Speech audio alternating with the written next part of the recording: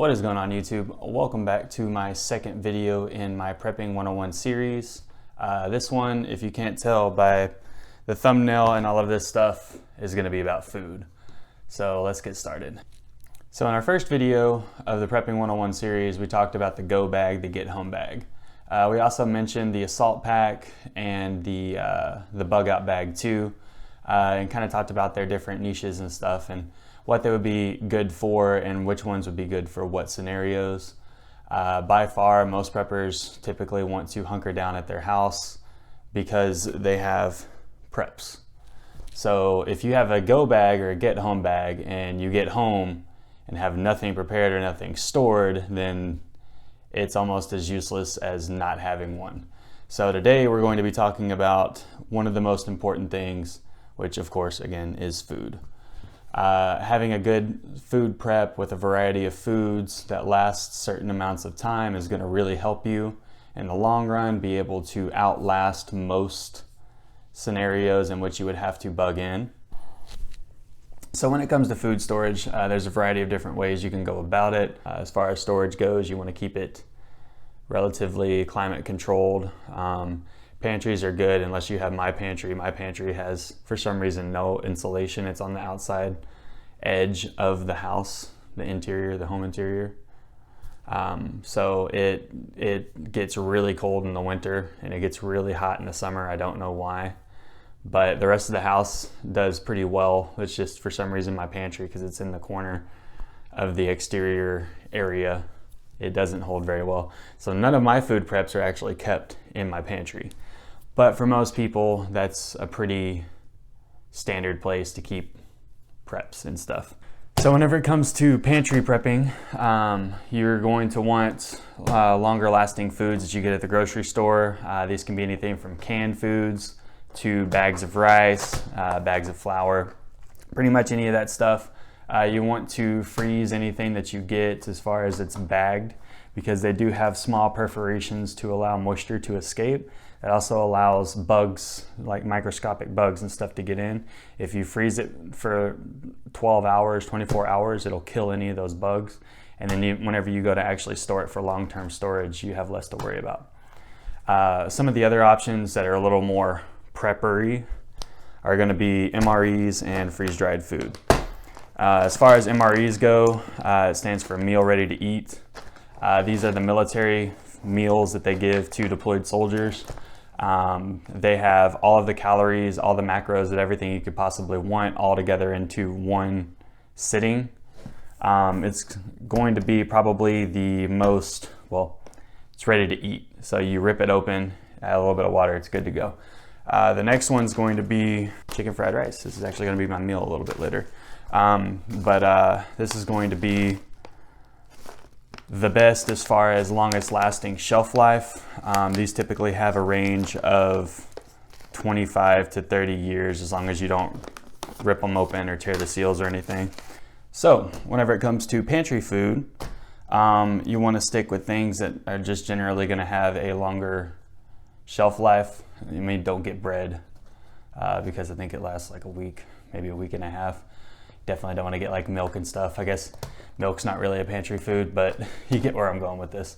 You want things that are completely sealed off from the outside world, that has some sort of oil or something like that, that it can be maintained in, or completely sealed water.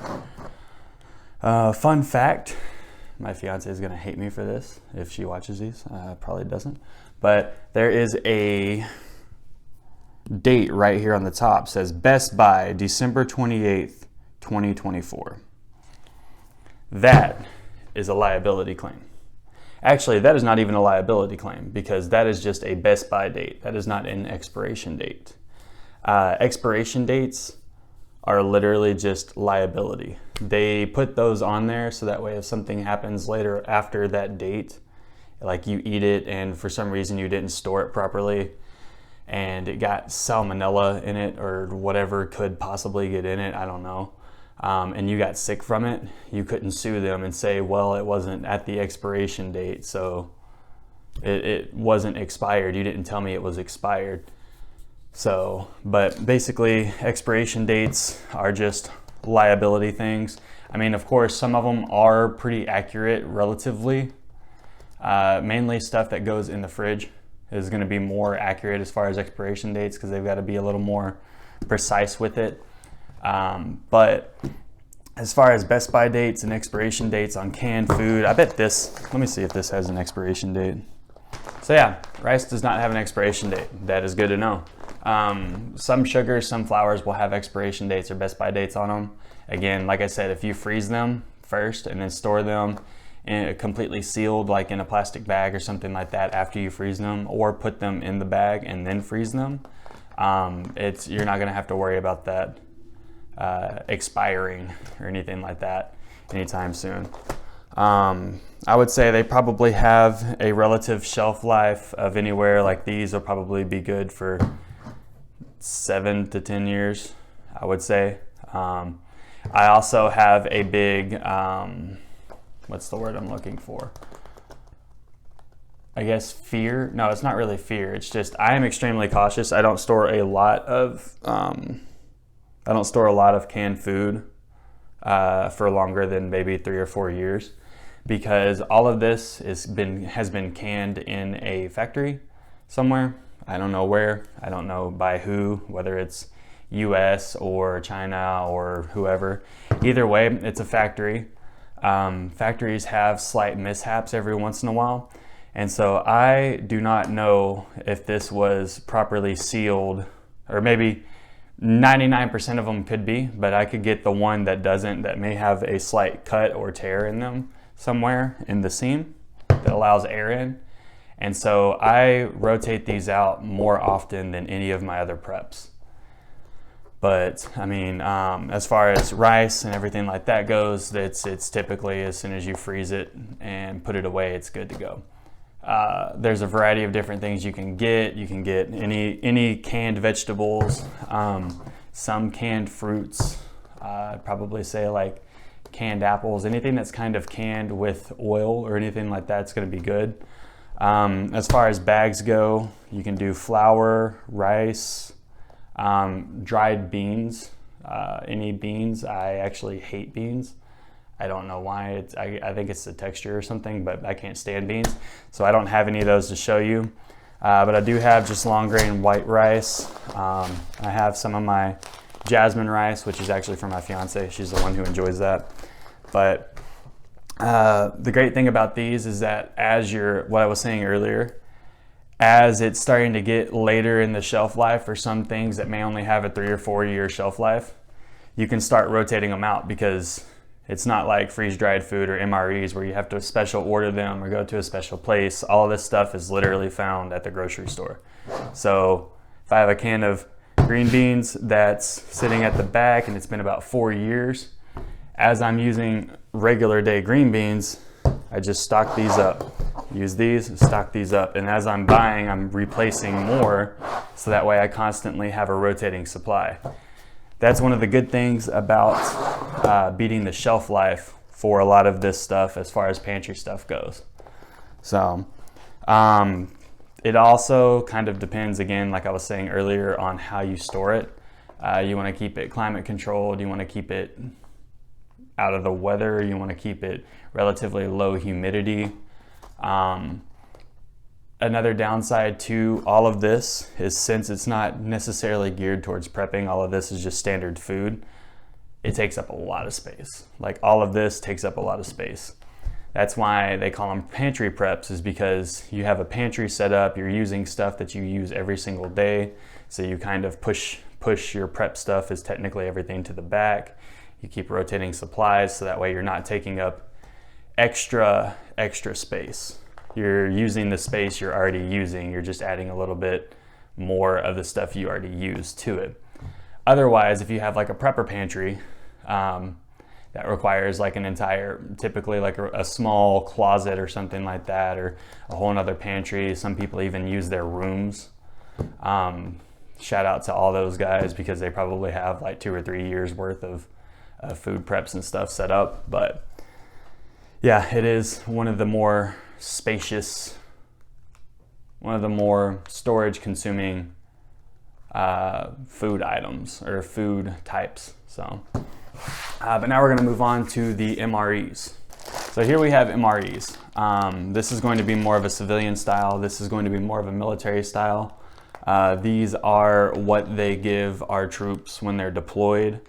It has the most complete, I guess, nutritional profile of any of these different things. Like, yes, you can get green beans from pantry storage. Yes, you can get chicken fried rice or whatever from freeze-dried food. But this is an entire meal. Like, it's the entire balanced meal all together into one. And I say balanced, but there is a downside that I will talk about a little bit later with these from people that I've talked to that have had to eat these on a regular. But yes, I'm gonna post a picture up here in a second that just kind of has, this one actually is a see-through package, so you can see the nutrition facts on it, and I'm gonna post a nutrition label up here in the corner to kind of let y'all see. This one has 1,460 calories, all combined together into this one meal. And like 1,400 calories, it's like chicken pasta. It's like an entire, like at, I think, don't give me shit for this, but I kind of count calories a little bit whenever I go to like Olive Garden and stuff. And I know that their chicken fettuccine Alfredo is like 1,500 calories. So, but that's a huge plate and everything, and this is all combined together into one. These typically have some sort of, oh, it's funny. This is actually spaghetti with Italian style meat sauce. So yeah, pasta, of course. They typically have some type of electrolyte drink because you need to have your electrolytes. They can include coffee. Again, I'll talk about that in a little bit. They typically include some type of crackers. Let's see what this says. Kit includes spaghetti with Italian style meat sauce, oatmeal cookie, a dairy shake, peanut butter chocolate candies, peanut butter crackers, lemonade flavor drink mix. See, there's the electrolytes. It comes with peppers. It comes with a spoon and stuff, towelettes, and the heater to be able to heat it up. So the way that these work is actually one of the best things about MREs, because it's the least resource dependent. If you have, I mean, I guess you'll need an entire bottle of water, which a canteen is what they use. But if you have like maybe that much, I'd say probably like 3 ounces of water, you can make your food. You don't necessarily need to drink the drink mix if you don't have the water for it, you know? Because the way that they work is there's a little heater in here. I don't want to rip one of these open or else I would, to show you. Actually, I might need to. No, it'll be all right. I'll just post like a picture of it up here or something. Yeah, no, these visuals really help, don't they? It's a heater. It's a hydrogen heater. It's got a little thing that you rip open. You pour the water in. It fills up to a certain line. Once it contacts with that hydrogen heater, it starts producing heat, starts crackling a little bit. And then you take your meal that's going to come in a separate pouch, and you slide it into that. You fold up the top, you put it back inside of this thing or this thing, and you seal it off for about 5 or 6 minutes. Again, the food's already completely cooked, you're just heating it up. You wait, and that heater reacting with that water, or that hydrogen thing reacting with that water, is going to produce a lot of heat, and it's going to heat it up really quick. Basically, the way that these are designed is it's supposed to constantly keep you busy. You're supposed to have your hands constantly doing something. So what you do is, the first thing you do, open it, you rip open that heater, pour the water in, you put the entree in, you roll it up, you stick it back in the package. While that's heating for however long, 5 minutes, 10 minutes, however hot you want it. Again, all it's doing is heating it up. The food's, you could literally open it and eat it cold if you wanted to. While that's going on, you'll be making, what is it, your dairy shake, which again, you just add water, you shake it up. That's incorporating some freeze-dried stuff into an MRE. But you make your shake, you eat the cookie, you snack on the candies, which a lot of people like to save the candy stuff because they do come with Reese's peanut butter or Reese's Pieces. They'll come with M&Ms, maybe sometimes Skittles. Just it's a morale booster. Again, this is made for people who are deployed, so having that little bit of I guess luxury does help with your mentality. You eat the peanut butter crackers, you make your lemonade mix while you're doing all this other stuff and snacking on this. By the time you're done with all that, the entree itself should be completely heated up, and then you rip that bad boy open, you pull out your spoon, you go to town. After you eat that, you finish off your vanilla shake, whatever you have. Eat your dessert, your candies if you want to, and then there's multiple different things you can do from there. So I was talking about the coffee. The coffee, which this doesn't, because this is again a civilian version, but the military version, the coffee is a constipator. So what you do is if like you're deployed and you're on a mission, not just being deployed overseas or something, if you're on an actual mission where you only have a certain amount and you can't really take time to go take a shit, sorry, YouTube. Can't go take an SHTF, no. If you can't go to the bathroom, basically you mix that coffee in with some warm water, you chug it, it literally dries you up, so that way you don't have to go. It constipates you, that's the whole thing.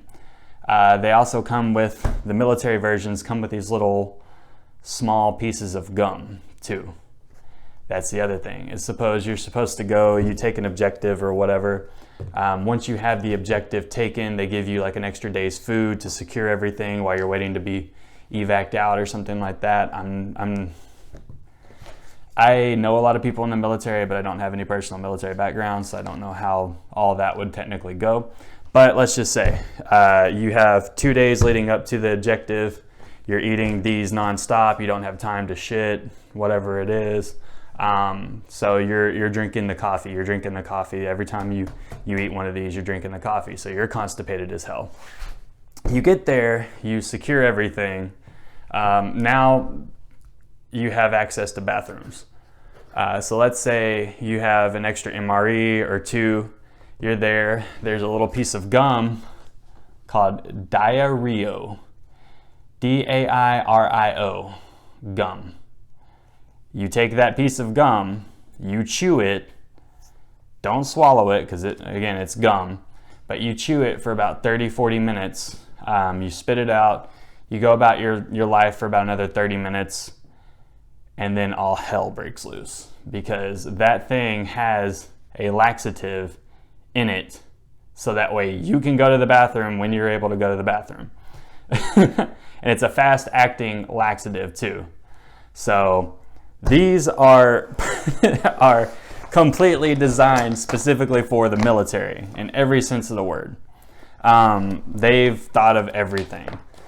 The downside is since all this food is pre-cooked and everything, granted it's sealed in typically Mylar bags and stuff, but it's still pre-cooked food. There's still a chance of contaminants and stuff that have gotten in there. So these only have a shelf life of about 5 to 7 years. You can push it up to 10 depending on the area you store it in. Again, like keep it inside. You don't want it sitting out in your garage or something like that, because the changes in temperature will cause swelling and shrinking, which can cause rips, tears, and everything, and also just give more space for whatever may have gotten in while they were packaging it to breed, I guess. But these are amazing for last minute stuff. Again, with these, after about 5 to 7 years, you want to start cycling them out, just kind of like I said with the pantry food. But they're an all-in-one. A lot of people get these just because it's all-in-one. Everything's inclusive. All you need is 1 bottle of water. Well, I mean, I guess with the lemonade mix and the dairy shake in that one, 2 bottles of water. But all you need is water, a little bit of water. You don't have to heat anything up. You don't have to boil any water or anything like that. It's all good to go right there. And then again, you have that hydrogen heater, which heats for about, I'd say probably 4 or 5 hours. So if you're in the cold or something like that, soldiers have actually taken the heaters and put them in their rucksacks with them, in their sleeping bags with them to heat them up. There's so many different things you can do with these. So next we're going to move on to my personal favorite, freeze-dried. Freeze-dried food. Freeze-dried food is going to be the last one I'm going to be talking about today. It encompasses probably 60% of all of my food preps, just because of, one, its shelf life. It has a shelf life of 25 to 30 years, which is, again, like the whole expiration date, blah, blah, blah, whatever. This literally says on here, it has a best by date, guys. Best by January 2052. It's 2022, that's 30 years. It literally has the best by date of 30 years, which, again, we said best by dates are just liability and stuff to cover their ass. They can go much longer than what they call for. So I would say these, if you don't mess with them, they can easily hit 100 years. They can easily hit 60 years. I mean, as long as you don't rip them open and have oxygen be able to get in, they're gonna be good to go forever. So one of the other things about these is that space and storage is wonderful. Like this right here is a 30-day supply of food. 30 days. This is one meal. It's not even a day. Let's see. Let me grab. That's three meals. So that's a typical day. We'll say this. We'll just go with this. Let's just say, because they're 1,500 calories a piece, that's a 3,000 calorie day. 2 meals. 2 meals. 1 day versus a 30-day supply. Like, the storage capability of this is absolutely insane. Not to mention, the nutritional facts are pretty awesome. They have relatively okay nutrition. You're gonna obviously want to eat more of these than, as far as the MREs go, you would need 2 of those per day. I would say on these, let's see, this container is 600 calories, 6, 12, 18, 24. So maybe 4 of these a day is probably what you would need to have roughly the same calorie counts. But again, like 2 of those it was roughly maybe 1/4 of all of this, and this is an entire 30-day supply. So like storage, as far as storage goes, this is literally, it's sealed completely. It's sealed inside the 5-gallon bucket, and then within the 5-gallon bucket, all of these are sealed as well. So like, I am not worried about the canning process or whatever I said earlier about with canned goods and stuff. I'm not worried about that with these, because these are triple, quadruple sealed. They're good to go. You set them and forget them. So, but there's a variety of different things you can get with these. It's not just like, you can get the chicken fried rice. Some different examples is you can get like freeze-dried vegetables. You can get freeze-dried fruits. You can get freeze-dried, what is it? The NASA Space Center used to have them. The astronaut ice cream, freeze-dried ice cream. Pretty much anything you can think of, you can get freeze-dried. I'll show examples and stuff up here of everything. But I love this because it's, again, super simplistic. It's not as resource independent as MREs are, because it does require you to be able to boil water. But if you're prepping, if you're doing all this to be prepared, I would assume you would have a way to be able to boil water. It's not like the military where you can't carry a camp stove, you can't carry this, you can't carry matches, you can't carry, like, you have to be super lightweight on your feet. With this stuff, it's literally about survival. So I know for a fact I have at the very least a fire pit in my backyard to be able to boil water. We'll get into water on another video, but yes. All you need is a way to be able to boil the water. You boil the water, you dump it in, stir it, again, seal it off, wait 5 minutes, open it, stir it again, wait 4 minutes, enjoy. I guess as far as prepping goes, this is going to be like your all-encompassing everything in one type of storage prep. I'm actually going to kind of demonstrate how, I guess, the process is, which I've explained it like 50,000 times. I know you're getting annoyed of me talking about that, but I'm going to kind of demonstrate exactly how easy it is to do this. So, ta-da! This is all I need to be able to make this food. And I mean, it doesn't really, I mean, you can say, oh yeah, it's a lot of stuff. Like, you should have a lighter and a knife on you at all times. I mean, literally, like, the lighter is only used to light that for a second. If I had a ferro rod, I could just do that. Like, it's all, this is mainly what you need, to be honest. But I'm going to set everything up. We'll jump ahead a little bit to whenever I've got the sterno stove set up. Sterno stove. Sterno. Knife.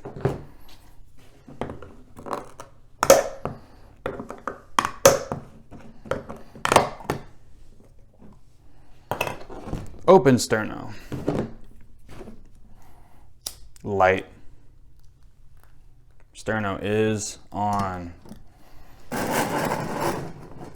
Sterno stove is stoving with the sterno. Cup. Water. All right, so this is going to require 1.5 cups. So 1 cup is 8 ounces. This is 16 ounces. So I'd say about, I'm gonna pour until I've got about that much left. So here we go.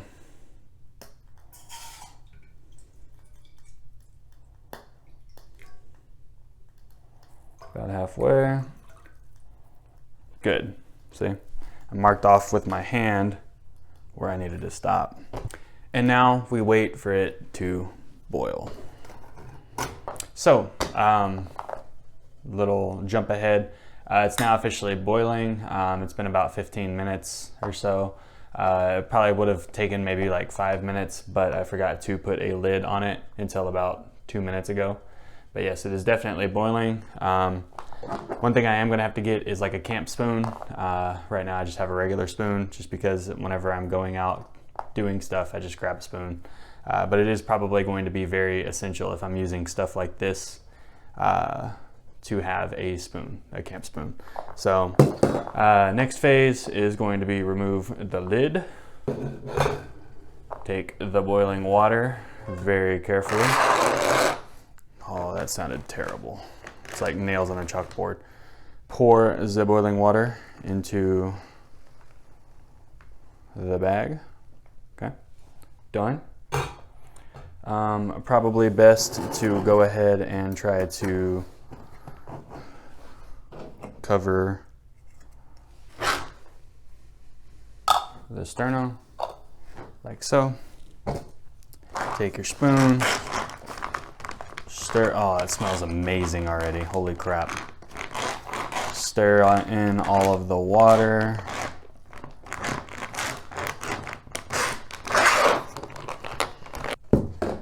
Now, if I wasn't an idiot and I had used the lid, this all would have taken a lot sooner, but basically you go through, there's a little Ziploc thing that you're going to want to completely seal, and you wait another 5 minutes. So while that's going on, I'm going to clean up some of this. While I'm waiting the 5 minutes, I will skip ahead to once everything's done. So it's been about 5 minutes. Opening it up, it says to stir it and wait another 4 minutes. I wonder if y'all can see the steam coming off of that. But yes, I am not gonna wait because I am hungry. I will show, I'll show a little clip right here of the food and everything, how well it looks. I wish I could smell it. Still waiting on that Avision, the smell-o-vision. So I do want to talk real quick about one other type of emergency food. This is SOS rations. Some people call it Lifeboat rations. These things are extremely calorie packed. They don't contain they contain almost no water. They are, let's see, so there are 9 of these per serving, per calories. So there's 400 calories in one of these servings, and there are 12 servings in this pack alone. 400 calories times 10 is 4,000 calories. So, I mean, it's like 5,000 calories in this one thing. It's the most compact. It's gonna have a few of the essential vitamins and stuff that you're going to need. It's got sodium, protein, 6 grams of protein. It's got iron, potassium, vitamin D, and calcium. The thing is, this doesn't have water. There's no water added or anything like that. It will dehydrate you after a while, but it is life-saving food, especially if you're on like a life raft or something, because you don't need water to create it, I guess. You don't need water to consume it. I keep these. This is actually what I keep in my go bag for emergencies. Like, I have this stuff whenever I'm out and about and doing things because, well, this tastes great, it's easy to do and everything. I have this stuff in my go bag to be able to make it. But in a pinch, in an actual emergency, I would definitely rather go with this. One, because it's so small and compact and there's so many calories in here. And two, because it's everything you need. You literally just break it off and eat it. Like, that's the preparation for it. But these have a very niche space, I guess, in the prepper industry, the prepper communities, preparedness community. That's a better word for it. So a lot of people don't know about these, but they're also really good. Again, this was 5,000 calories. It cost me $9. So yeah, if y'all are interested in this or interested in any of this, hopefully it helped kind of get you in the right direction as far as what you need for your stockpiles of food. I'm going to be doing another video hopefully soon, kind of going over water purification, water filtration, water storage. So yeah, definitely leave a like on the video if you found any of this helpful. Definitely go to my Patreon. I have a couple of tiers set up. I'm trying to get everything started a little bit, just get the infrastructure set up, see how far this goes with the channel and stuff. Also, leave a comment, let me know which of the different types of preparation food that you think is going to be the #1 most used, or I guess the best, you could say. Let me know which one you think's the worst. Again, let me know if you think I'm stupid. Like, I don't, a comment's a comment, guys. So if you have more thoughts about this or would like a separate video on this, because I know this is a very niche thing, I can go over this in a little more detail in a separate video. Again, just let me know.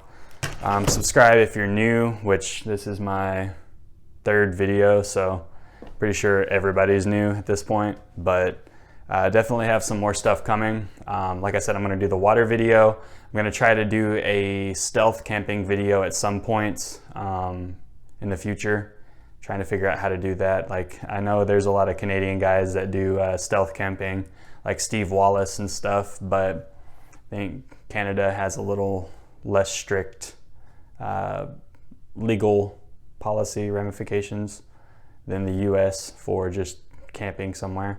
But yeah, either way, I'm going to go over stealth camping in the sense of concealment and cover, trying to stay hidden while being in a certain place overnight. So stuff like that. I mean, I can at least do that. Like, I can pull off to the side of the road and hop out, as long as I just don't camp there. So, but yeah, definitely stick around, stay tuned. I've got more coming, guys. So yeah.